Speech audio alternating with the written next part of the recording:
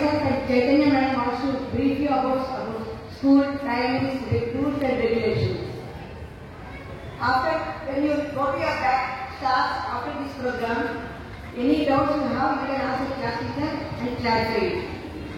Now, first coming to the school timings, on first standard, only first standard journey. ನಾನು ಇನ್ನೊಂದ್ಸಲಿ ಕನ್ನಡನಲ್ಲಿ ನಿಮಗೆ ಅರ್ಥ ಆಗೋರಿಗೆ ಹೇಳ್ತೀನಿ. ಸ್ಕೂಲ್ ಟೈಮಿಂಗ್ಸ್ ಬಂದು Monday to Saturday full day ಇರುತ್ತೆ, 8:15 to 2:40.